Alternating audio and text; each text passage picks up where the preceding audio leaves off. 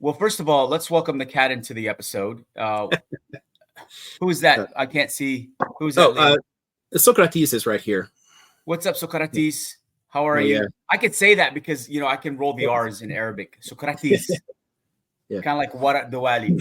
Guys, we just want to welcome you to our fourth episode with Office Hours with J&L.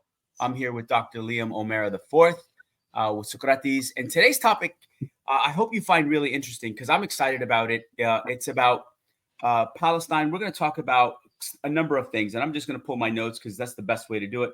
We're going to talk about the social structure in the 18th and 19th century. We're going to talk about Zahir al-Umar. We're going to talk about the regional context of the Ottoman and Napoleon period under Egypt under Muhammad Ali.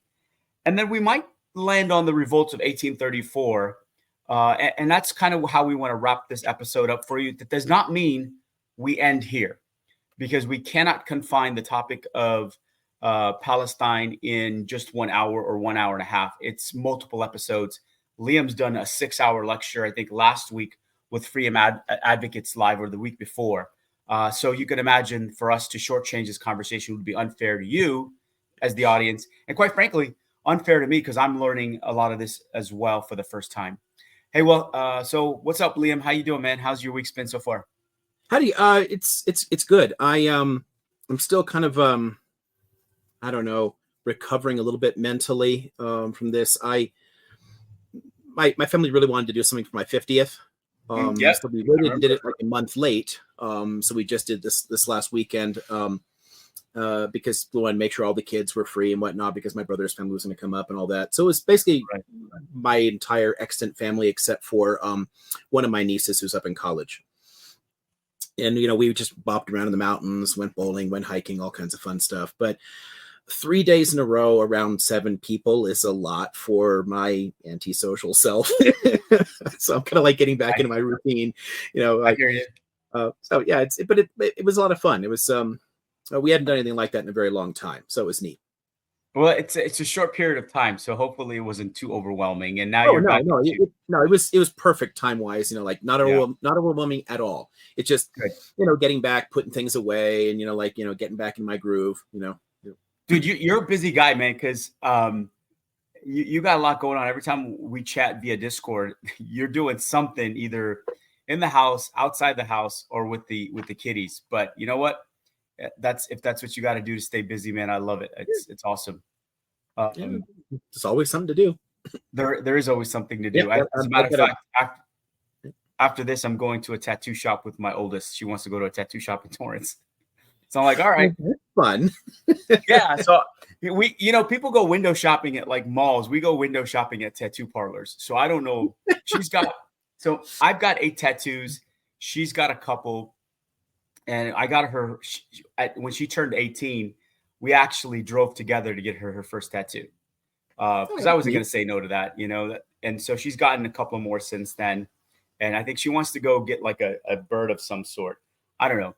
We'll see. I think we're just going to shop today and then see what happens. I can't quite get it. There's like Palestine's national bird. I can't remember what it is. I don't remember. There's a bird that's associated with it, but I'm blanking on it. Some of our bird fan friends would know. I'm sure. Emily, I've seen tons of people drawing it on things and whatnot, but I don't know what. I don't remember. We got to check it out. Well, let's get started. So, Liam, I know today we're going to talk about first the social structure of Palestine between the 18th and 19th century. So, as we dive into this topic, where's a good place to start? Well, there's one thing, on different days we can talk about, say, the ancient world, the medieval world, early modern, all kinds of stuff there. Well, because, 18th and 19th century, that is the modern world. And there's tons of transformations going on with that. But there's a thing or two that's worth noting from an earlier period that does really bear on this, because it has something to do with the name and why the name kind of falls a little bit out of use outside of like local context, but falls out of political use. Because the name Palestine you're referring to falls Palestine, out of use. Yeah. So Palestine in our classical Arabic. because the term is adopted right with the Arab conquests and stays in use for centuries. So it just becomes Jeune Palestine.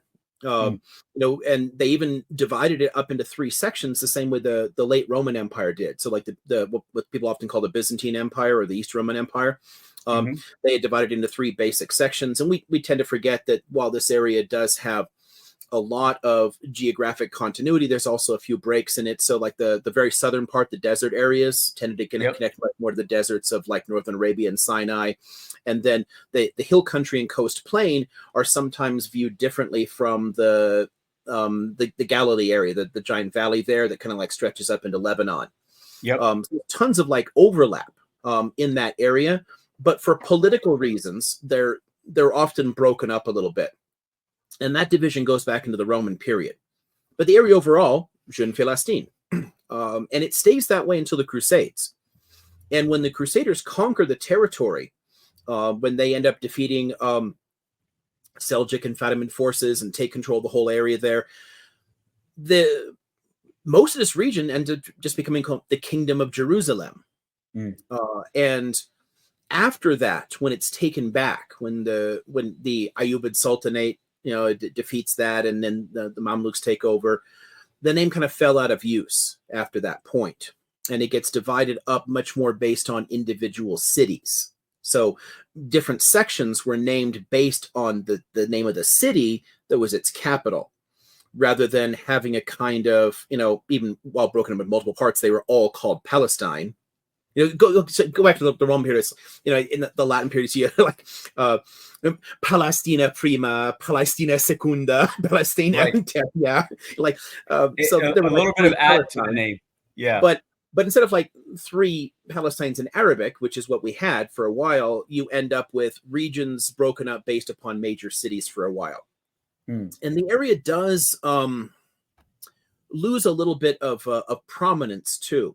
And that's partly by design, because one of the ways that the Mamluks sought to discourage more crusades was, in essence, to damage Palestine.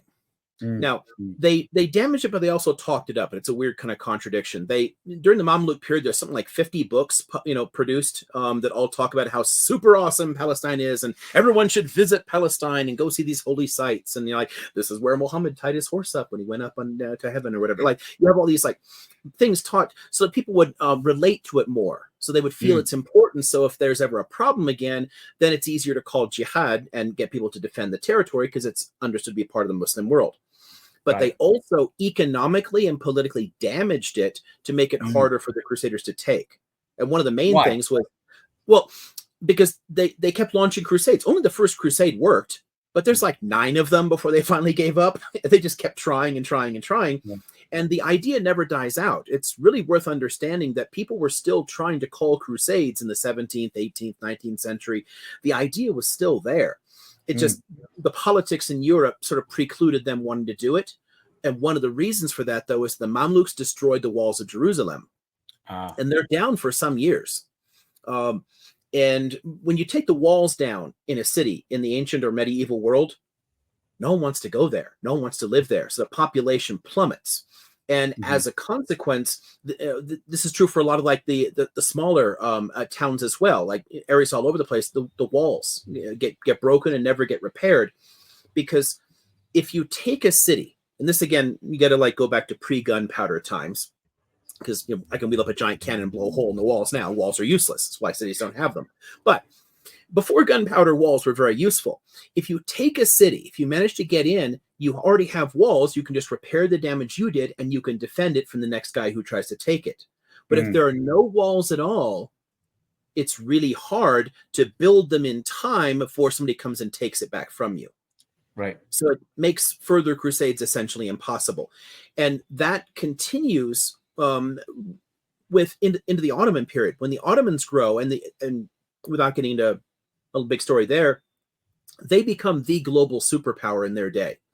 I mean, the only power that's remotely comparable to the Ottomans at their height is like Ming China. And the Chinese were not interested in conquering the world, and the Ottomans were. So they were a significant threat. And they were strong enough that they could rebuild the walls in major cities. They could repair them. They could fix things up at Akka and Caesarea, and they built new walls for Jerusalem. So the current old city walls that we see, those actually date over the time of Suleiman the Magnificent, when the Ottomans built them up. I have a question for you. And so I'm a first-time listener, right? And we have a rated G audience, rated G episode. And right, with my language, for now it's rated G. So I don't know anything about this, right? It's first time I hear about it. What's the timeline here? What are the dates, years that we're talking about? Okay, so the Crusades are beginning in the so you're looking like 11th, 12th, 13th century. The Mamluks are powerful from like the 13th, 14th, 15th century, and then the Ottomans replace them. They start around the beginning of the 13th century as a power, but they're up in Anatolia. But they grow steadily and take more and more power, and eventually they absorb the Mamluk territories as well. Awesome. So Suleiman the Magnificent is in the 16th century, so 1500s. Terrific. Thank you. From the 1500s, Jerusalem has walls again, but that's fine, because at that point in that century, the Ottomans had already proven that they could beat a coalition of as many European powers at once as they wanted to. They were the power. So they didn't have to worry as much as earlier periods when the Arab world was a bit weaker and couldn't defend itself as effectively against the Crusaders. It was a little bit harder. So now the walls get built back up, and now some urban life can recover a bit in Palestine. So it's not just Jerusalem, but tons of other areas start picking back up, and there's more trade. The area as a whole, we should remember, is historically agrarian, like most of the world. This whole transition toward urban life, and a majority in cities, is really only a later 20th century phenomenon. For most of human history, most people lived in the countryside, and they farmed, or they're pastoralists with herds or whatever. Like that was the way of life. Yeah, exactly. That's how everyone in the world lived. And Palestine is like that too. And Palestine historically had a number of crops. Later things like citrus will become important, but that's really a 19th century development. You know that from your book club. They extensively started cultivating that as a way to compete, to come up with a crop that they could export. But earlier on, they did all kinds of things, like things that you would never expect, like cotton. Palestine was a major cotton producer. But there's also olive oil, obviously, and other olive products are being produced there. There's various, grains and different foods that you're producing for local consumption, and then there's things that you're producing for export markets. So they did a lot of like leather work. So you're raising your herds, producing leather products, and then what was that sound? I don't know if that was me or not. It was a weird squeaking for a minute. That was outside. I think something squeaked. Oh, okay. Okay, cool. It was a squirrel. It was a squirrel. It was a squirrel diving down the hill on its hind legs. That's a nice mental image. I had a really loud thunk this morning when I was getting up. Like, what is that? See, we can also have some fun every now and then that like really large pine cones will drop and land on your car or house. Oh my God! Does that put? And we're digressing a bit, but does that put dents on your car?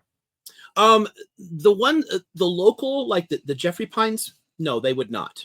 But there are some people that are importing some pines that aren't from this area that have these like humongous heavy suckers that will like knock you out if they hit you. Like, why are you planting that? Please don't plant that here. Coconut pine. We digress, but it's good to have a little fun. Yeah. We also have a dad joke segment, Liam. We're going to inject the dad joke segment later. But continue, please. Yeah. This is an important topic. But thinking about the social structure again, right? It's overwhelmingly rural, and you're producing all kinds of local products. So you've got your olives can make like everything from olive oil to soap, and you're producing cotton, which can be produced. You can turn it into textiles and things. You're producing leather goods, and there's a growing export market all up and down the Levant. And for people who don't know, Levant is like the Eastern Mediterranean. So it's basically running, from where today, like Palestine, Israel, Jordan are up through Syria, Lebanon, and up into Turkey. There's large trade networks there going to the different towns and cities.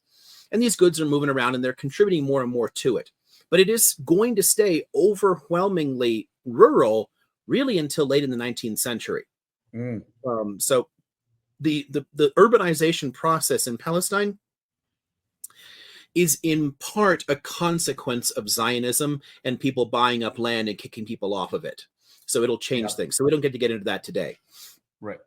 But because of that, it's one of the ways that people often they'll attack Palestinian identity, and they'll try to say that, well, who was the king of Palestine, expecting like a centralized monarchy or something like a centralized state that covers the whole area. And that's not really how it works. The area is, they tend to be provinces and larger empires. They'll have a local identity, but that's true for most of Europe as well. Sure. Just so people know, Italy was a region that everyone knew about, the entire Italian peninsula, but it was a whole bunch of separate countries all the way up until 1864. Right. So they're completely separated from each other. They're disconnected. They don't have a common political identity. This is largely the case in the Levant as well. So there's pockets of it that will build up a local identity based around a particular urban area.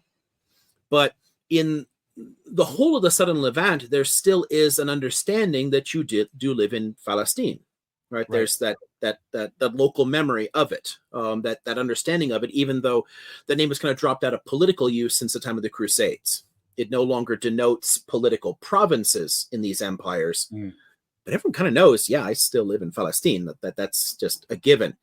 But they identify much more with the local towns. And what'll happen here is, if anybody doesn't know anything about rural life, people are farming or raising herds, whatever, they're doing their thing, and they have their little villages that they live in, because you live in a village and you farm. But then you got to take your goods in and sell them somewhere, right? So that's where the towns are. The towns are a place for merchant activity. And in the towns, you end up with two distinct social classes that develop. And one of those,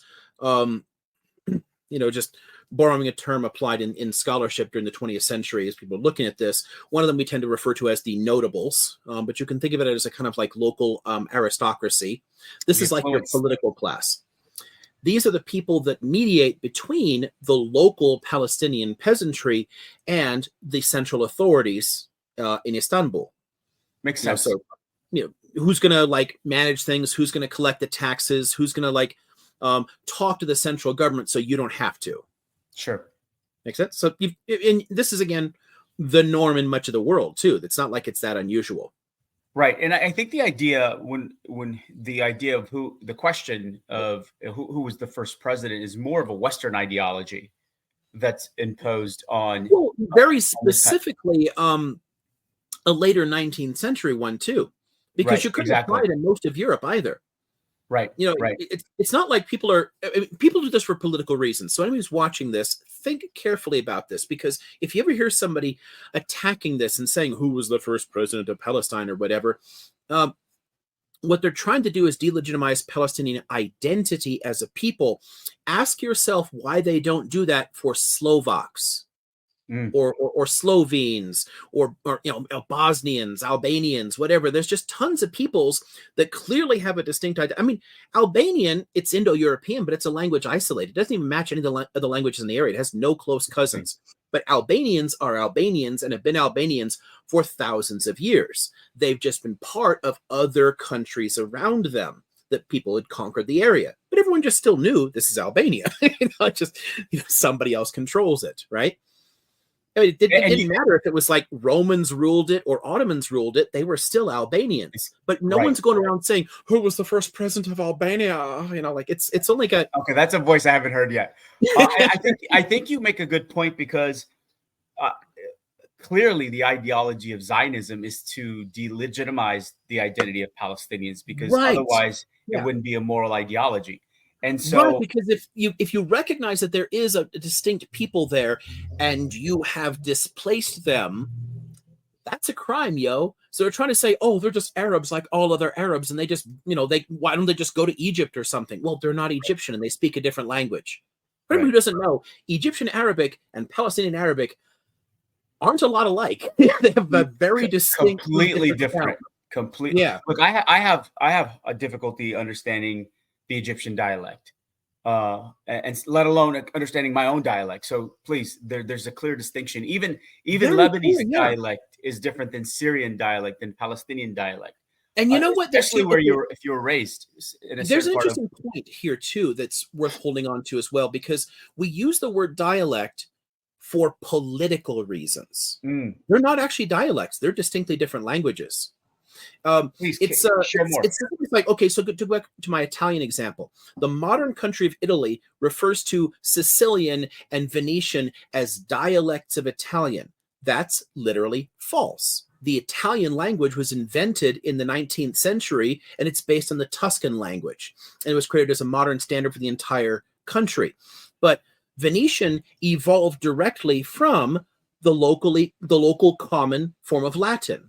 Mm, Same as Sicilian, and they have very different approaches because they have different influences. The people spoke different languages before they adopted Latin, and they've had tons of influences since then. So they're distinctly separate Romance languages, in the same way that, like, French is not like Portuguese, but both of them descend from Latin.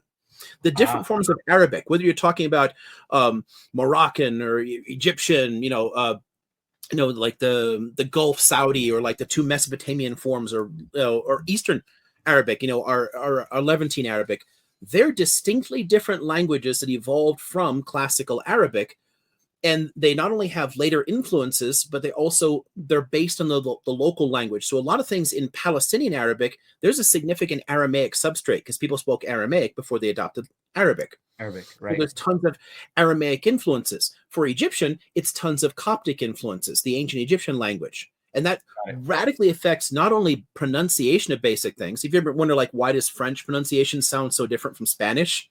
Right. It's like all the Celtic influences at the core of how Latin was adopted in ancient Gaul. It's the same everywhere. Yeah. We call these things dialects because in the modern period, a lot of Arab countries want to emphasize a kind of commonality so they can fight together against European imperialism.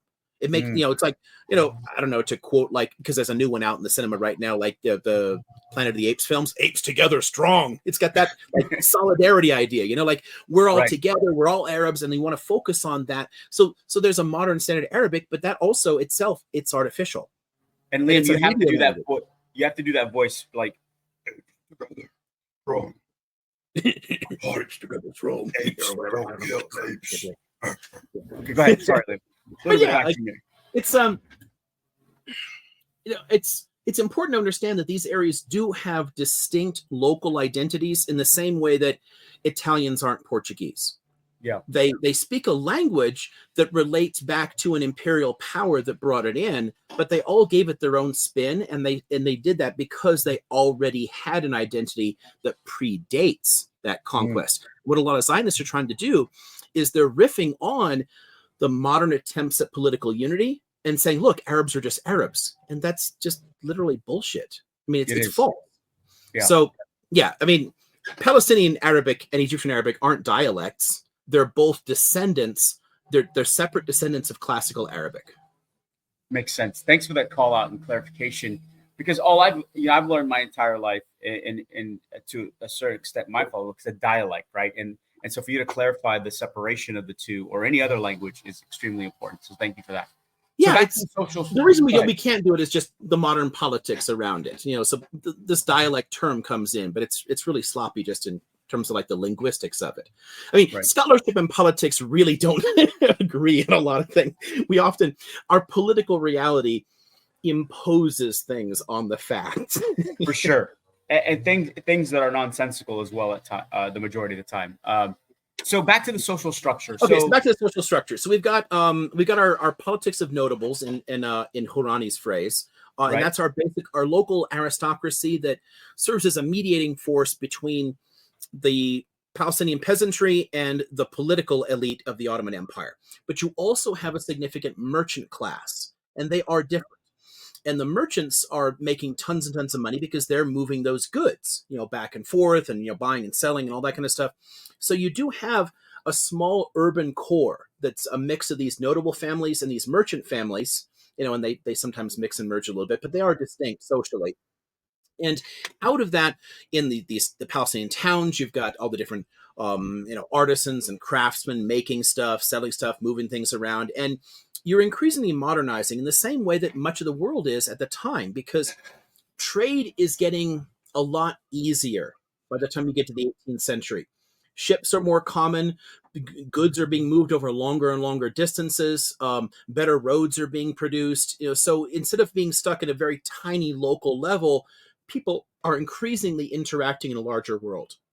And that process continues through the 18th, 19th, and 20th century until you get to the point where we're thoroughly interconnected. I mean, in some ways, the 19th century is more globalized than the contemporary world is, which is weird to think about because we have so much better technology now. Why is that? Well, Why is that? because there were fewer barriers to the movement of goods and people. When my family got to this country earlier than yours did. Mine came in the 1870s, right? On all four sides of them, they came from different countries, but they all got here around the 1860s to end of the 1870s, and they all just walked in. They didn't apply. They didn't go to a consulate and ask permission. They didn't get paperwork for it. They just got on a freaking ship and sailed over, walked off the ship. And that was that. That was it. There was nothing else involved in it. It's not really until the early 20th century that they start putting any kind of brakes on that. And the U.S. doesn't actually start controlling migration until the 1920s. It was normal for things to just move around, just freely. There was no borders existed, but they were more like a suggestion than not. So if you're like, hey, I want to live in that country instead of this country, you can just pick up your stuff and walk across the border and settle down and buy a house, and no one cared. So more legislation impacting, and those are some of the barriers. Centralization. I have to talk about this in a bunch of my classes too. There's a long process of political centralization that starts in the late Middle Ages and builds up steadily century after century, creating stronger and stronger states. We mentioned that very briefly when we're talking a little bit like early modern capitalism, because it depends upon centralized states. Without it, you have commerce, you have trade, but you can't have capitalism without the high levels of centralization. So more and more state power, more and more regulations, more and more controls over that. So the 18th and 19th century are actually kind of like a golden age of globalization in some ways, because the technological improvements are making it easier and easier to get from place to place. Look at early 19th century, we start building railroads, and you're switching from wooden ships to steel iron ships, like putting steam engines in them. Everything gets faster. So people start, hey, this is a little quicker. Why not do it? When you have like the little wooden caravels and it takes you several months. Like when Columbus came across and all that kind of crap, and you're looking, 15th, 16th century, it took about 4 months to cross the Atlantic. And so things start speeding up. And so, so there's more and more trade. So the merchant class does get more powerful. There's more wealth flowing in. And there's an interesting mix here. I want to.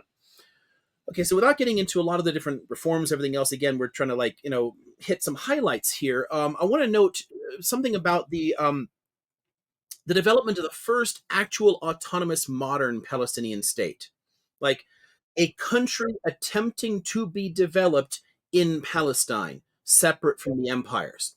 And it has its origins actually in this confluence between the notables and the merchants.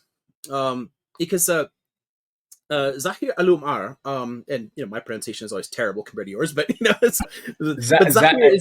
Zahir. Say the last name one more time so people can hear it. Al-Umar. Zahir Al-Umar. Umar. Al-Umar. Zahir Al-Umar. Go ahead. Faddal. Yeah. Omar, it's like the one half a dozen of the other. I've never been great at it. It's okay. But Zakir's is actually inherits a tax farming license. And everybody doesn't know how tax farming works. This is something before states really managed to centralize much more so. Because today, governments know enough about everybody and they can take money directly from you. They study us, But before, you don't know the local environment much. And it's difficult to create a large enough bureaucracy to study an entire freaking empire. It takes a lot of money and effort to do that. And, you know, when you've got all kinds of other issues, military stuff, whatever, people sometimes won't do that. So what they do is they turn to local people that they trust to know the area.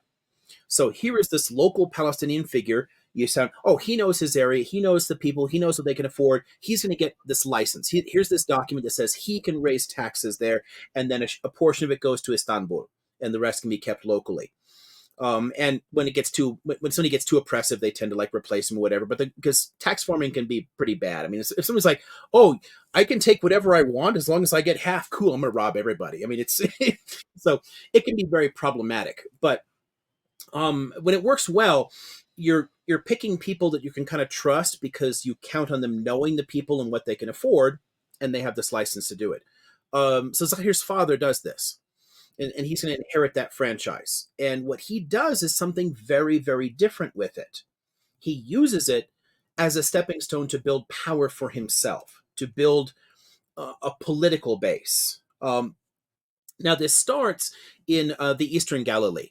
So if anybody knows where like the Sea of Galilee or Lake Kinneret is, you know, like Tiberias, you know, that's the beginning of his power base is the Eastern Galilee. But it gradually stretches westward across, eventually gets to where like he's going to set his capital in Akka, and then expands his power well up into Lebanon, well down the coast, eventually as far down as Gaza. And wow.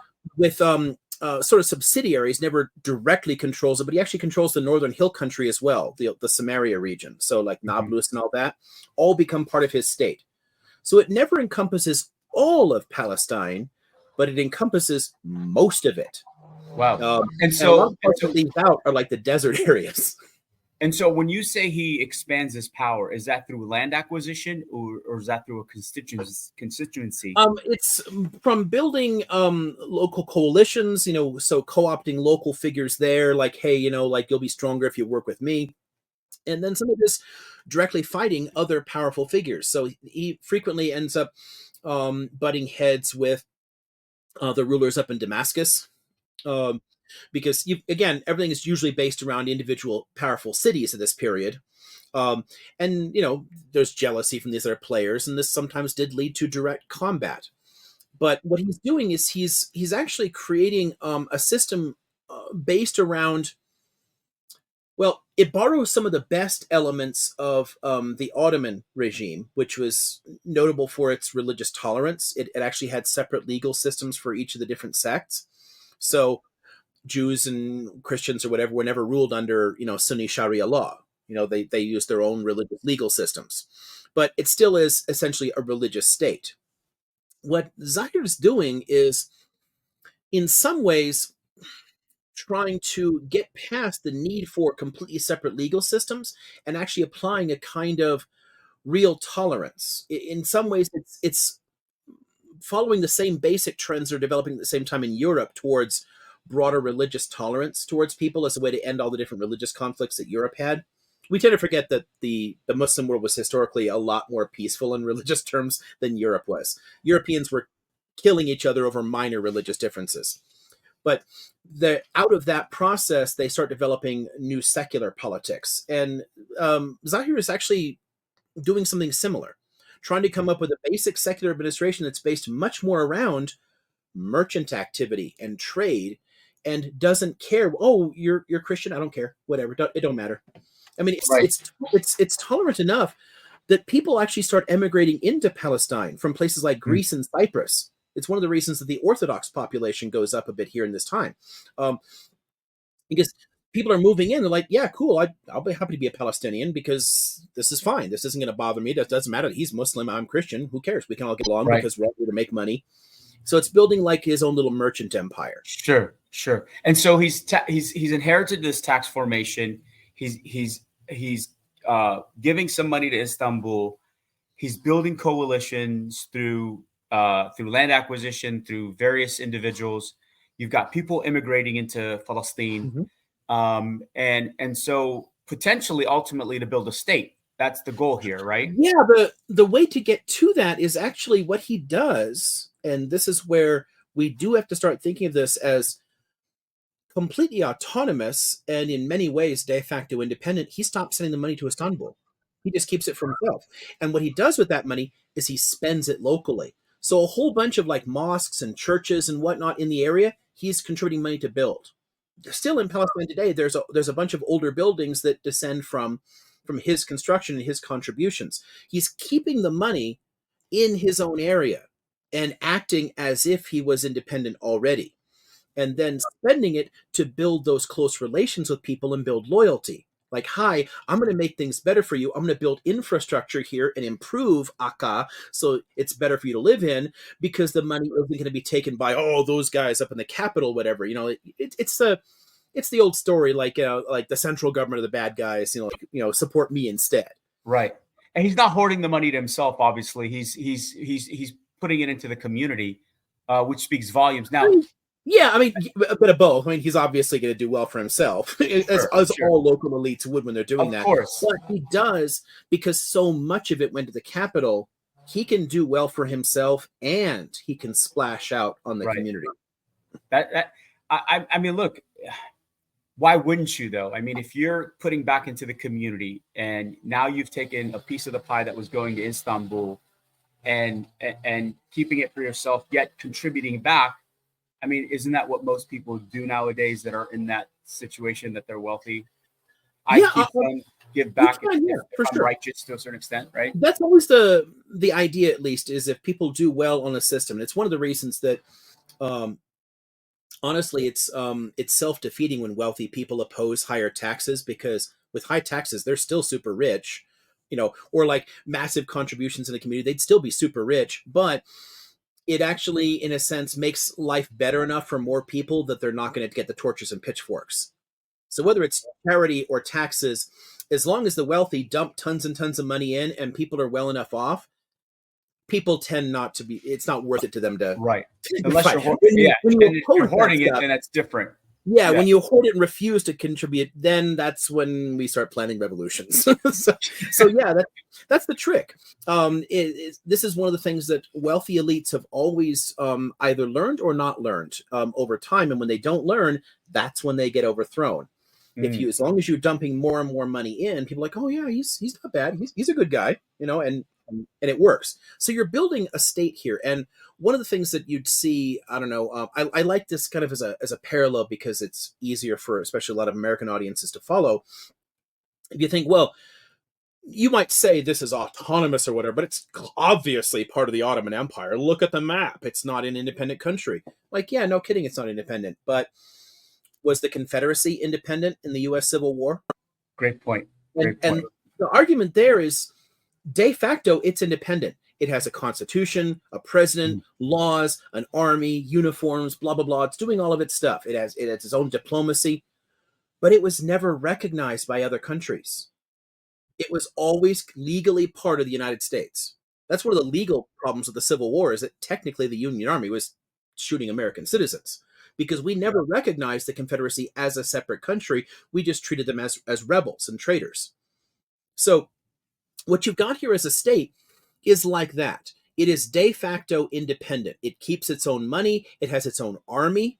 He starts building his own military forces to fight against Damascus, and eventually he's in armed rebellion against the Ottoman authorities themselves. This is where it all starts falling apart later, is when the Ottomans send a massive fleet and army down there. A lot of his soldiers were convinced by people that if they fought back, they'll be fighting back against the Caliph, and that would be problematic for their souls or something. So a lot of his more religious soldiers we're not going to fight back anymore, and it all kind of fell apart. But for a while, he got away with actually fighting against not only other local Ottoman figures, but against the central government itself. And as a de facto independent state, it's really worth remembering and considering. So someone wants to say, hey, who's the first king of Palestine? Well, I don't know. Zahir's a good, modern case there for a de facto independent Palestinian state that encompassed much of the country, and certainly most of the built-up areas of the country. It just wasn't diplomatically recognized as independent any more than the Confederacy was. That's going to say how many other countries were at that time, or how many other regions were recognized, right? people always have to, people frequently have to fight for independence. I mean, it's not like areas don't have their own institutions or don't do their own thing, even if other countries control them. I mean, For sure. ask the Irish, about that kind of stuff. I mean, were they still Irish? Did they still have a local government? Yes, they had a local parliament, Absolutely. everything else there, but they were dominated by the UK, and Absolutely. legally part of the UK. This is a de facto autonomous state and realistically independent, but not legally recognized as such. And it lasts through much of the 18th century. So he's building his power up in the 1730s, and it finally falls apart by the mid 1770s. And is that because of the fighting with? It's because, with the Ottomans? there's a lot of effort to subvert his forces religiously, to tell people that if you fight back, you're rebelling against the Caliph, and that will be problematic, and you shouldn't do that. And again, this is one of the reasons that the Ottoman state held together for as long as it did, because it was not only a political state, but also a religious state. Got it. So some fear the Caliphate doesn't exist anymore, but the Caliph is the symbolic head of the Sunni Muslim world. Right. So it's a religious office as well as a political one. And so 1770, we've got 40 years of him trying to build an autonomous state through land acquisition, through building coalitions. There's some fighting back and forth. Ultimately, there's a decline in that structure, 1770. Do you want to start there? It's all over. I mean, into the earlier 1770s are actually the height of his power, but by 75, it's gone. But yeah, and again, honestly, they did fairly well for quite a while. I mean, at one significant battle in the Eastern Galilee, about 10,000 Ottoman and Syrian troops were killed. Wow. Many of them fled, and in a disorganized retreat, a lot of them drowned in the river. I mean, they got crushed. I mean, he was doing pretty well at organizing a state and fighting pretty hard early on. But people started slipping in these little arguments that undermined morale inside his own army and got people to think, oh, well, we shouldn't fight back. Rebelling against the Ottomans is bad, blah, blah, blah. We shouldn't do it.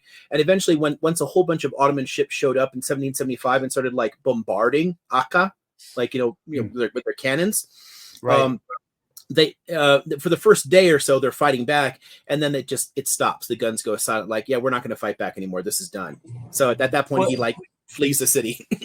Well, I'm assuming that's because of lack of weaponry, lack of military infrastructure, plus what you alluded to is fear they did around do all right. going against Some of it is, Khalifa. I mean, thinking in terms of the standards of the day, and the Ottomans were industrializing relatively slowly. There wasn't a whole lot that was really different technologically. They could hold their own militarily.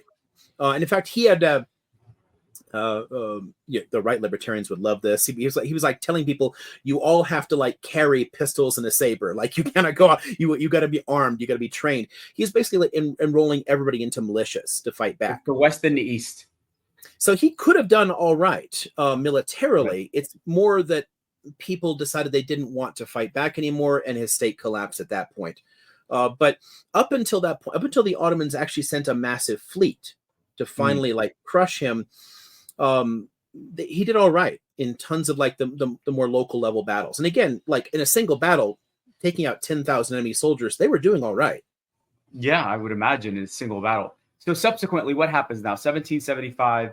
Are we at the point where we should move on, or do you want to still? Yeah, no. That gives us that state, and it at that point just gets reintegrated into the broader Ottoman frameworks. And again, the Ottoman framework around this time is based around a series of major cities. So it's still the name Palestine is used locally, but not politically. But it just falls back into the normal Ottoman world. The trick here is that there are going to be a number of changes that happen in the Ottoman world that really are going to fundamentally transform Palestine. And the short of that, without getting into different reforms, they're starting to see a lot of places where they have to start catching up. They have to get over some of the weakness that they're starting to show vis-a-vis the European states, because the European states, they're generally much smaller populations, but they're adopting new administrative techniques that centralize more power, which create a more efficient tax base, so there's more government money. So now they can hire professional soldiers and build professional armies. And then you've got the beginnings of the process of industrialization in Britain that is slowly going to drift out into other areas as well. And other countries contribute to it. So like the whole interchangeable parts stuff, that's actually a French innovation. Because, before, like, if you're going to build something, a craftsman makes the entire thing. Mm-hmm. Now you're just like, everyone, I'm going to manufacture this one small component over and over again. You fit them all together. So if something breaks, you can just swap the parts out. So the 18th century, a lot is changing in Europe, technologically, administratively, and the Ottomans have to catch up because they're beginning to lose a lot. You go back to the 17th century, and they're kicking butt. I mean, as late as like 1783, they almost took Vienna. If they'd taken Vienna and toppled the Habsburgs, the way would have been open to the rest of Europe. Got it. I mean, you guys know how far Vienna is up into Europe. It's interesting. But by the late 18th century, they're losing territory rapidly. The Russians are gobbling up territory from them all along the Black Sea. There's territories that are starting to push for independence and breaking away from them. And that's going to continue. And early attempts by the Ottomans to reform usually failed. I don't want to. There's some good stories along there, but again, interest of time.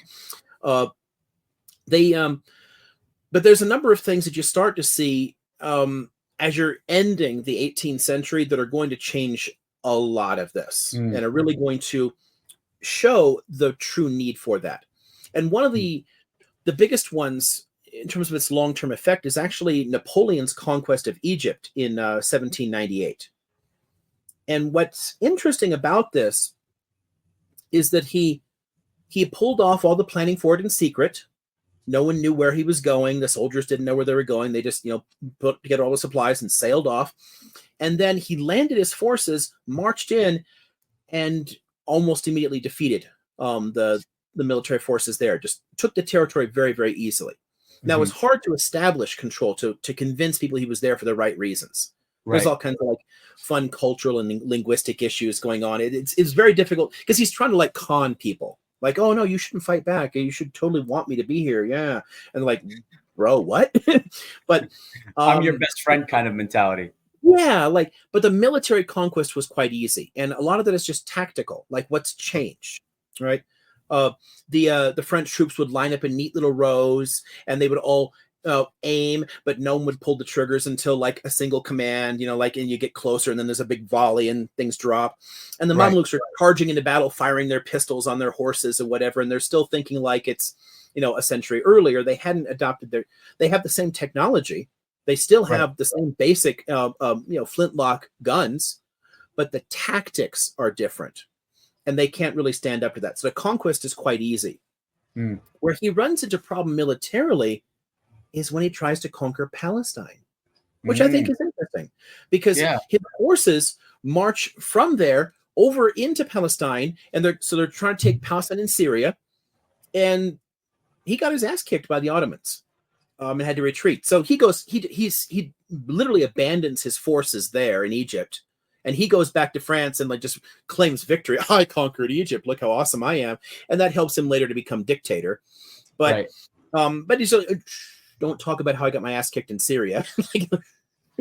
But from there, there's a whole process of Ottoman reconquest. And this is another thing that your more racist, Orientalist type historians like to downplay, because people sometimes try to pretend that the Ottomans had no ability to defeat him and depended entirely upon European support. In truth, the Brits offered some logistical support, some ships to help transport soldiers and goods, and they kept the French from sending more ships. But the reconquest was still Ottoman. They fought and took back the territory. But in taking it back, I was going to ask you. So, what caused the defeat? What caused him the defeat? What is it that the Ottomans did? It's largely a logistical issue. The French were at that point in history the dominant land power in Europe, but they were not a great naval power comparatively. And France is some distance from Egypt, so you do have to send ships back and forth for supplies. right? And the British Navy could just capture those ships over and over again. So they had no way to reinforce themselves. Actually, shortly after Napoleon got his troops to Egypt, the Brits did find his fleet and destroyed it. So they were right to keep the the plans all secret to begin with, because they would have never gotten there if the word had gotten out. But the Brits crushed him there, and so he had no way of reinforcing himself. He couldn't get more supplies in, he couldn't get more troops in, so ultimately he couldn't hold it. So control of the seas was very important at this point. But while, again, there's huge differences beginning to develop between Europe and the Ottoman world, still the technology isn't vastly different, and the Ottomans could retake the territory. But where this gets interesting for Palestine, so I think we've got, 15 minutes left? Okay, cool. Keep going. Where this gets interesting for Palestine is that Egypt historically is autonomous within the Ottoman Empire.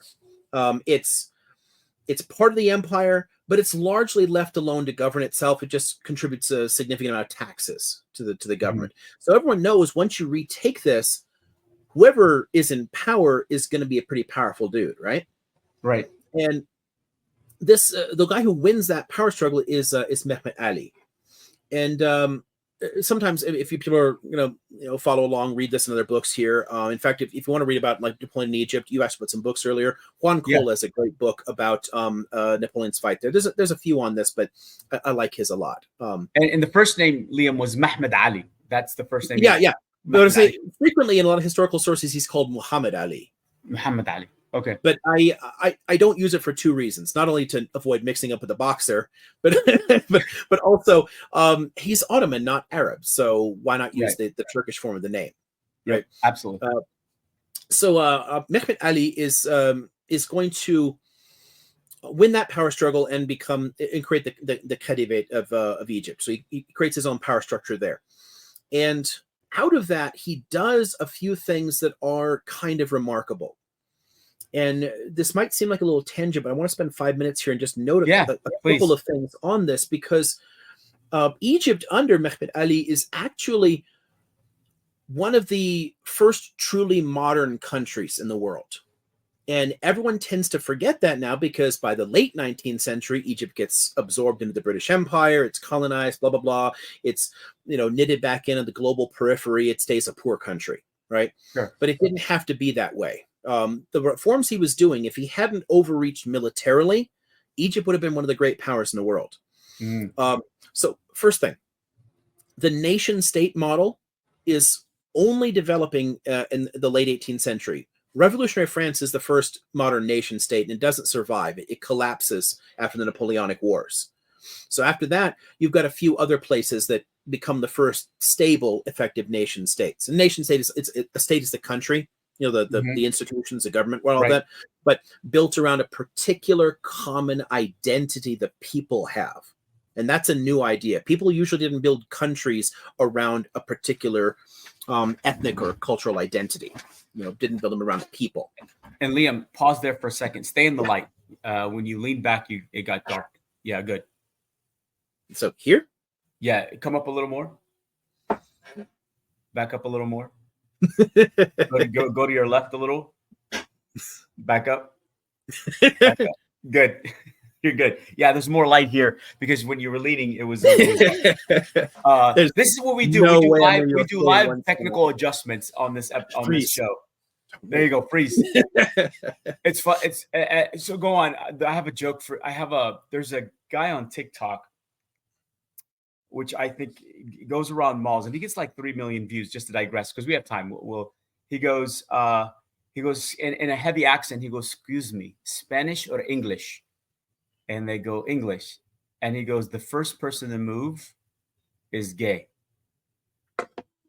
And you got these people just sitting there like not moving. And he gets like 3 million likes on these videos. Like, no joke. I'm not. Hey. Yes. So people sit there and just stare at their phone, not moving? He's got the phone in front of them. He comes up. He goes, "Excuse me." He's in malls, by the way. He goes, "Oh, so he's not out in public like recording people." He's out in public recording people. "Spanish or English?" They go, "English." "The first person to move is gay." and the guy, and it's all guys, really. And the guys are like, and then he breaks the silence by telling him what he does. It's like 1 million plus likes every single video. That's a neat way of showing just how reflexively homophobic and scared people are. It's crazy. It's like the fact that people like that. That's what gets people's attention today. Anyways, we digress quite a bit, but we have to do that every now and then. We have to digress. Yeah, that's the problem as we do this episode. That's the fun part, because otherwise it's like, this seems like work. I didn't want to go to class today, like it's not having fun with this, I've gone to so much school. I'm done with school, man. But I love coming to your sessions because it's actually free school. I have to pay for it. But along with like cats and jokes and all kinds of stupid stuff. Why too, not? so. And you have a beautiful shirt behind you that says "Visit Palestine." So this is from a Mandate era poster. I made a T-shirt out of it. I put it up here because otherwise the light glares off the monitor. I put a monitor here for some of the public lectures I do, so I can throw up like maps and images and whatnot. It looks pretty cool. I like it. Well, I got it covered up, but I figured that was pretty well themed for today. Perfect. So we're talking Mehmet Ali. We're talking about his growth. We're talking, and so let's get back to that.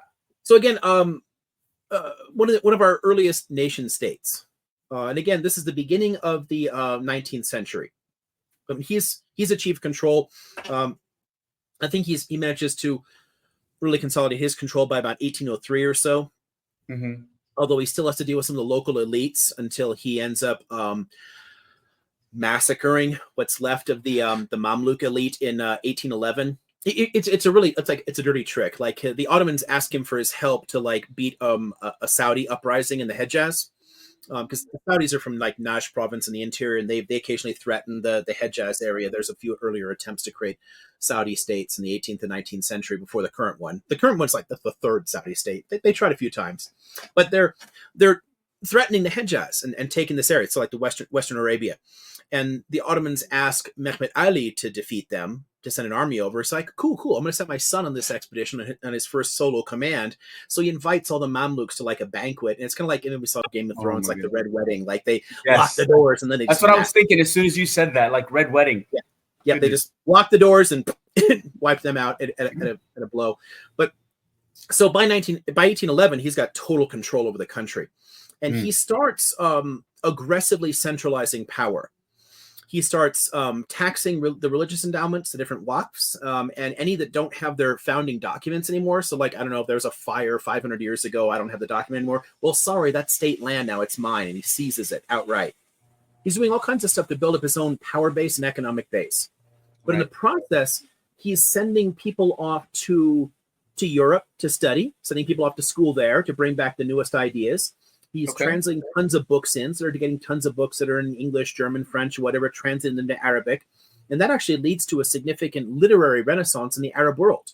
A lot of like beginnings of modern Arab literature and the development of like secular literature in the Arab world actually date to this period where, because it's always stimulating to hear an outside idea and you think about it, oh, okay, that's kind of cool. And then you like, and you riff on it, you do your own thing with it, and you run off in a different direction. So it kind of shakes things up a little bit. And out of that, he starts building a school system.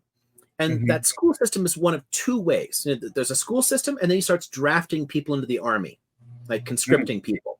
Those two are the foundations of modern national identities. The French did the same thing during the Revolutionary War. So you got the levée en masse, so you start drafting people in. And then you start creating basic schools to teach people things. And what this does is it turns just ordinary peasants into people who identify with the nation state. Because you got to like teach them the right kind of language, the right kind of ideas. Hey, did you know that we're Egyptian? And like, oh, these are our here's our flag, and here's what we're fighting for. And like, oh, cool, yeah. I thought it was just a farmer from this village, but I guess I'm Egyptian too. That's cool. You start building. He's attaching identity to. Yeah. And now you identify with the larger political project, and so people are happier to serve with, to fight with that for that project and build it up. And along the way, he's they're beginning to industrialize. It's like, why should we have to import all these guns from Europe or whatever? Why don't we just start making them? Why don't we just start manufacturing stuff here? So you start building the facilities to produce things locally instead of just purchasing them from the outside. Right. And if you combine the state centralization, the greater power of the central government, its greater control over taxes, its greater control over property, combine that with the school system, combine that with a modern military structure where you're conscripting people, and like how militaries work. I mean, what are they doing in boot camp? They're basically brainwashing you to be like part of the band of brothers and fight together, and developing identity. Semper Fi, bro, and like we're all part of the same team Right. because somebody's going to jump on the grenade. Like you want to be part of a team, right? And that's how militaries work. Yeah, so and so I think all those things up. Yeah, so if I can just pause there for a moment, I think the concept of identity applies to corporate culture and other aspects of life today. Because what is my identity today, and how is my identity going to contribute to the progress of the overall team? So I think it's a very astute idea of him to say, here's your identity, because now we've established that this is the achievements we need to get to. Because without identity, for some people, it's like, what am I working for? Right. Think about how armies have worked for. Think about how armies worked in the centuries before this. People didn't like the government because all the government ever did was taxed you and drafted you to fight in their shitty wars, and you didn't care about their wars because you didn't think that you were part of this other project. You were just some peasant that they'd conquered their ancestors of at some point. You spoke a different language, had a different culture. You don't care. But when you're part of something, when you feel that you're invested in this success, it really matters. Yeah. Absolutely. So we're going to take a pause because I'm going to introduce you to Jenna. So we do this on the episode, so this is not going to be edited. Jenna, come say hi to Dr. Liam. I am not getting on your podcast. Just jump in real quick. Say hi. No. Show him your face. Hey, with the hand. Hi. This how's is it going? Liam. Dr. Liam O'Mara. He and I are filming our 4th episode, and we're having a great discussion about the global structure. We're talking of Palestine. We're talking about the conquest of Napoleon into Egypt and the downfall subsequently. And now we're talking about Muhammad Ali and nation state and identity and the massacre, such as that resembles the Red Wedding, as he did to the Mamelukes. And so we thought that was interesting because when he said what he does to the Mamelukes is really deceitful, he invites them over to dinner. He sends his, his son out to honor my son on his first solo command. Come to a giant party. We'll all like celebrate him and see him off. And then they're like, lock the doors. And then his soldiers come out. And then hence the Red Wedding, which I find interesting. And so please we digress. Go on, Liam. Tell us. Okay. So we got to get to how this is going to affect Palestine, because it really is. Right. So you've got realistically one of the earliest modern centralized states, militaries, education systems. You're building a sense of Egyptian identity. You're turning peasants into Egyptians, and they're willing to fight harder as a consequence. And what he starts thinking is, you know what? The Ottoman Empire keeps getting its butt kicked. They have to ask me for my help. That's how he had to take the Hejaz, because the Ottomans couldn't get troops there. Logistically, it was too difficult. It was too remote. So they asked him to do it, and he did. And when he did, he kept it. So he conquered the Hejaz and took it. And then he's like, what else can I do? So he conquers the Sudan. Egypt literally colonizes the Sudan. So it's like a early European style imperial power. He sends the troops south and conquers what is today Sudan. Because it gets easier for him. You're starting to think, gosh, I'm more powerful than the empire. Why should I be an Ottoman subject? Why should I send taxes to Istanbul if my military and my people are better off, than they are? So he recycles what Zahir is doing at this point. In a way, like basically growing more and more autonomous. Like he's still effectively he's legally part of the Ottoman Empire, but he's increasingly thinking, I'm going to go my own way. I'm going to do my own thing. And he's consciously rejecting that authority and claiming more and more power for himself. Sure. One of the real pushes for that is he moves up and he conquers the Levant. So he absorbs Palestine and Syria into his territory. And there's two major conflicts. Like he's gotten away with taking the Hejaz. He got away with conquering Sudan. Nobody cared enough in Istanbul to worry about it. But when he took the Levant, it sparked, the first Ottoman-Egyptian war.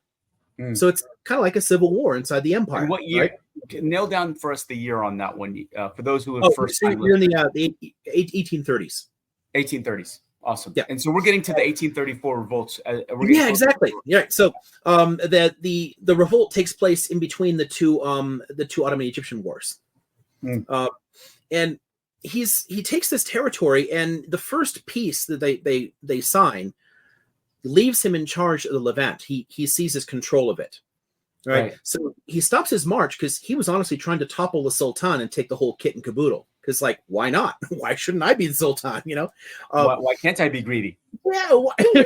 I mean, again, he has shown that his state is clearly superior militarily and administratively to the empire as a whole. Right. And he's showing that. And the European powers are getting nervous about this. Because, why? Well, they want the Ottoman Empire to exist, because if it doesn't, if it falls apart completely, then European powers will end up fighting each other to gain the territory. So it'll cause a major European war, and they don't want a European war. But they don't want the Ottoman Empire to become powerful again. And if Mehmed Ali's reforms became the norm in the empire as a whole, then the Ottomans would become a threat to all of Europe again. Because they're a larger state, and if they're a larger state that modernizes in that way and industrializes in that way, then who can stop them, you know? Right. So give them just enough power, but not too much. Yeah, they want to preserve the existence of the empire, but they don't want it to be a great power again. They want it to be a player in their area, but not a great power that can threaten them. Got it. So the Brits are increasingly getting involved here, and they're providing logistical support, whatnot, and helping out, and eventually even offer troops in the Second Ottoman-Egyptian War. I mean, but they're nervous. And one of the things that makes them most nervous is after that first Ottoman-Egyptian War, the Ottomans actually signed a deal with their historic enemy, the Russians, because the Russians had gobbled a whole bunch of Ottoman territory off the Black Sea, and they hated each other. So one of the reasons that the Ottoman Empire gets involved in World War I in the first place, you know, there's a historical enmity. But they actually signed a deal setting that aside because they were that worried, and what they were going to offer the Russians territory. They were going to offer them a ton of concessions, and Britain and other powers in Europe were worried that this could make Russia more powerful. And again, they're trying to avoid a major European war. Sure. So they're getting more and more involved in this. But after that first Ottoman-Egyptian War, he controls all the Levant, including Palestine. And in 1834, there's actually a significant uprising. People organize, it spreads from city to city, and a lot of Palestinians took up arms against Mehmed Ali's forces, which is interesting here. Now, part of it plays into something we talked about a little bit earlier with Zahir, because the Ottoman Sultan is the Caliph of the Sunni Muslim world, and he's rebelling against him, so that feels like illegitimate. Right. You know, unless he's like a terrible Muslim. I mean, as far as Sunnis are concerned, you're supposed to support the leader. Right. So they think his government is a bit illegitimate. But one of the things that really pushes him over the edge isn't just that. It's not as simple as it is under Zahir, because what Mehmed Ali does when he has control of this area in the space in between these two wars is he actually starts heavily taxing the population in a centralized manner where they're used to much more local control, much more local autonomy. The Ottoman Empire doesn't put its local officials in charge. It turns to those local notables, remember. It turns to actual Palestinians to organize Palestine. Sure. But Mehmed Ali wants to control everything from Egypt. So he starts centralizing taxation, and he issues orders to draft a bunch of people in his army. Right? Because again, he's still thinking, I'm gonna take the Sultan out. I'm gonna take over. And Palestinians are like, what the hell? We don't want to be part of this thing. So on some level, it's a rebellion against an attempt to centralize power over them, where they're historically decentralized. But it also is rooted in a rejection of a particular type of centralization. Because again, what is he creating? He's creating a distinct Egyptian national identity. Right. In terms of so for people who don't really understand what nations are groups of people with something in common that are organized politically. Nations aren't countries. It's a completely different concept, but it's the people organized as a political project. Egypt has the oldest national identity in the Arab world. It's the first territory set out geographically with a distinct cultural identity, a distinct form of the language, a distinct local identity, and given a political shape, right? And if you're going to proceed with those kind of reforms into other areas, what you're doing, you're essentially forcibly assimilating people. Right. Well, essentially centralizing them is delegitimizing their identity in a sense. Right, exactly, and that's hard to do. A lot of the countries that have done that, it's come at a significant cost. I mean, Sure. France is a fairly centralized country. The French state is quite old, but France was filled with tons of different identities before. But over the course of the 19th and 20th century, tons of those languages went into massive decline. People aren't passing on the Gascon language, the Breton language in the same way they used to. They're becoming French. Right, where they didn't used to be French in the same way. They were French in the terms of like the state, like the king of France rules us, but we're Gascon. We speak a totally different language. Sure. Gascon and French sound nothing alike, but that language is in terminal decline. They're basically being forcibly assimilated. In the long run, all nation states do this. Nation states have to minimize diversity, right? Otherwise, why do I identify with the government? How am I going to connect to that larger project? It has to remove a ton of the cultural distinctiveness from people. You assimilate. And Zionism. Well, yeah. I mean, the way the Zionists try to like create a single monolithic identity for people, and they're not terribly happy with a lot of the multiculturalism that is still in the country. They're stuck with it, but they're not really happy about it.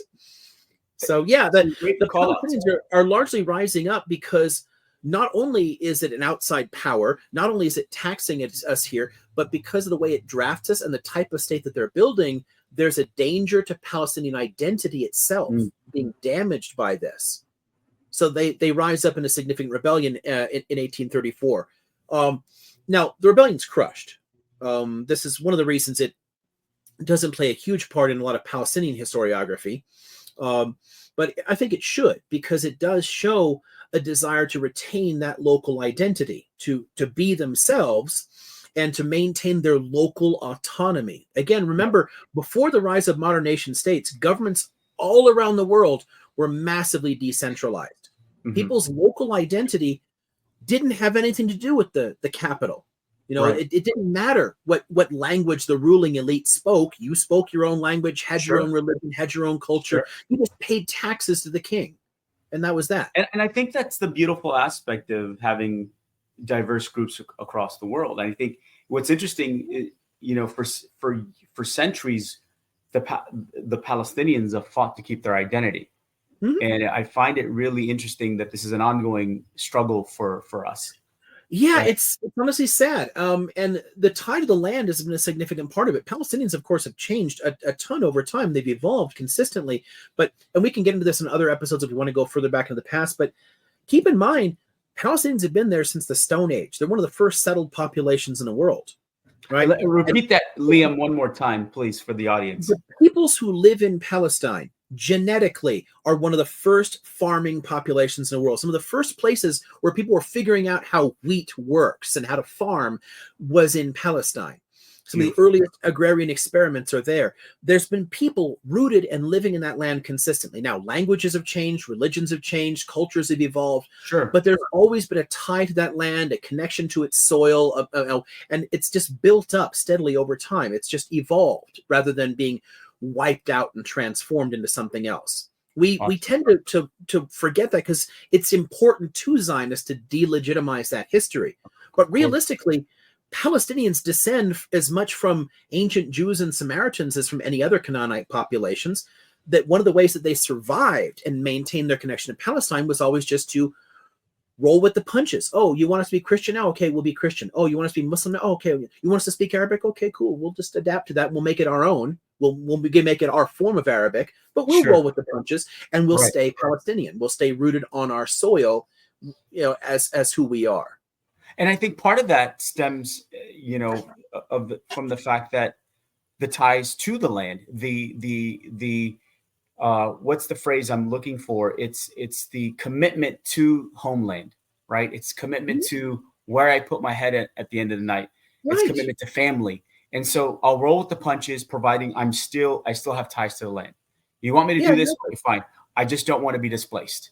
Right. Period. And we should definitely get into this on another episode that focuses on more ancient stuff. But honestly, the main thing that separates the Jewish population from the Palestinian population is a different way of surviving.